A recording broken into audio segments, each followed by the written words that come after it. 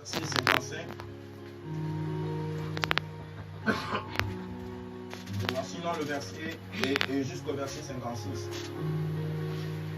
Jean chapitre 6, verset 54, 55 et 56. Celui qui se nourrit de ma chair et qui boit mon sang a la vie éternelle. Et moi je le ressusciterai au dernier jour.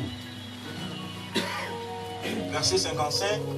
Car ma chair est vraiment une nourriture et mon sang est vraiment un breuvage. Celui qui mange ma chair et qui boit mon sang demeure en moi et moi je demeure en lui. Amen. Amen. Alléluia. Amen. Je voudrais lire un verset bonus.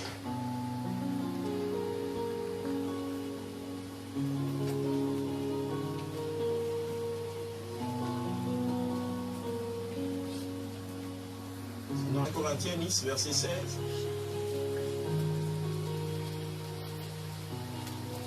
C'est bon? On peut lire?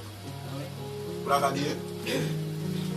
La coupe de reconnaissance pour laquelle nous remercions Dieu ne signifie-t-elle pas que nous sommes au bénéfice du sacrifice du Christ qui a versé son sang pour nous et le pain que nous rompons? Ne signifie-t-il pas que nous sommes au bénéfice du corps de Christ offert pour nous? Alléluia. 1 Corinthiens 11, le verset 25.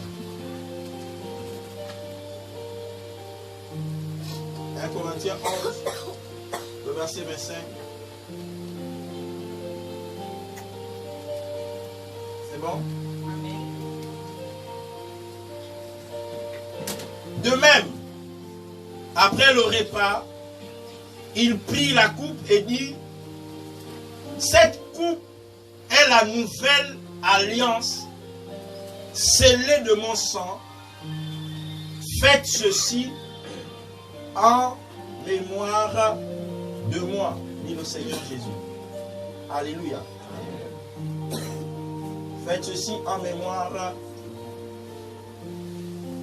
de moi. Sinon, dans notre version, faites ceci toutes les fois que vous envoyez. Je voudrais parler de l'alliance. Amen. Du moins de la force de l'alliance. Alléluia. De la force de l'alliance avec le Seigneur Jésus. J'ai déjà expliqué ici que de la même manière que ça se passe ailleurs. Quand je dis ailleurs, je fais référence à toutes les autres formes de religion. Alléluia. En Christ aussi, la chose est pareille. Il y a une étape dans chaque religion qu'on appelle l'étape de l'initiation. Alléluia. Tant que tu n'es pas initié dans la religion, tu ne peux pas entrer du moins tu ne peux pas posséder ou tu ne peux pas avoir accès aux choses secrètes. Est-ce que pas là quelqu'un? Aux choses secrètes de la chose.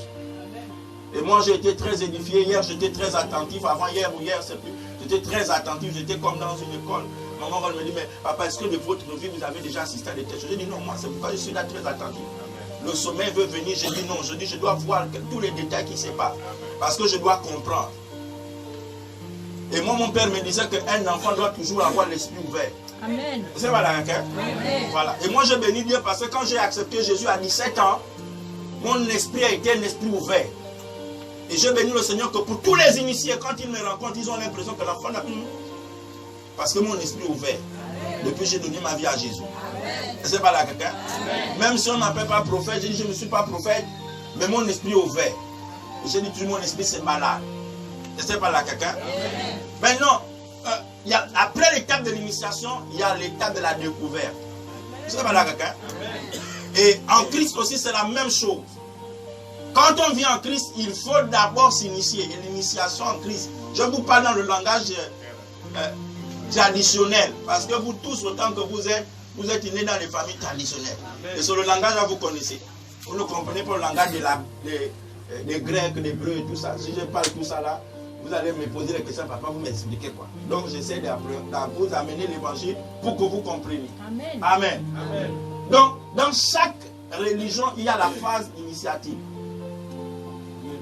Amen. Amen. Et la phase initiatique pour nous, je peux dire, est composée sinon de 3 étapes simultanées. La première étape, c'est le fait de reconnaître et d'accepter l'évangile de Christ en soi. Amen. J'accepte l'évangile de Jésus. J'accepte la parole de Dieu dans mon cœur. Je crois en cette parole. C'est ce qu'on appelle, ce que le français a traduit par croire, mais en réalité c'est la foi, et la foi n'est pas la croyance. C'est différent. Je vous ai déjà expliqué que la foi n'est pas la croyance. Tu peux croire sans avoir la foi. Amen. Voilà. La croyance t'amène à reconnaître l'existence de quelque chose, mais ne jamais même adhérer à ça. Voilà, je reconnais, d'accord, je crois que le Ndjembe, le Buti, le Misoko, je crois que la France, les États-Unis, même si je ne suis pas encore rentré dedans, je ne suis pas encore arrivé là-bas, je crois que ça existe. C'est pas la caca? Voilà. Mais la croyance n'a rien à y voir avec la foi. La foi, c'est, je vous ai expliqué, vient du mot grec pistis, qui veut dire adhérer. Amen.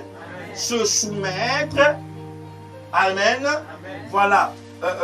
Accepter de suivre. C'est pas la caca.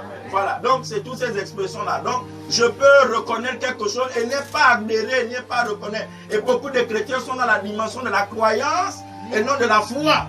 Ils reconnaissent les principes de Dieu, que ça existe, mais ils ont du mal à adhérer à ces principes.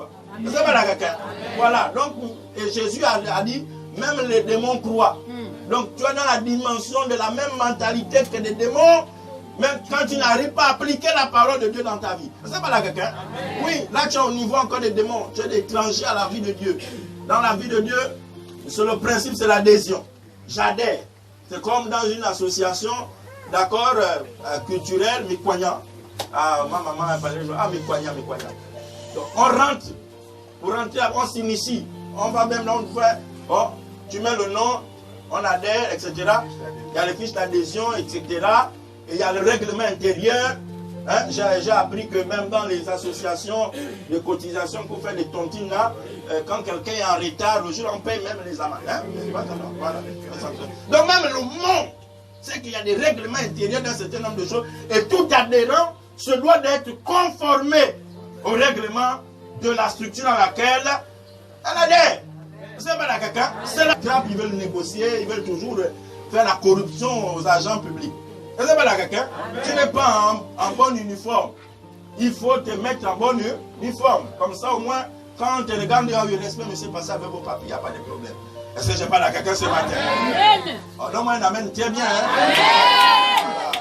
Vous savez, quand vous donnez les amens comme ça, Satan, il est malade. Vous voyez, non? Il faut le faire souffrir comme ça. Amen. Alléluia. Amen. Donc, il y a cette étape-là de l'initiation. Après l'étape, du moins dans l'étape de l'initiation, on a dit l'acceptation. D'accord? Donc, je crois. J'accepte la parole. La deuxième étape, quand je crois, quand je reconnais, je dois adhérer. Donc, je crois et je manifeste ensuite la foi. Vous voyez, non?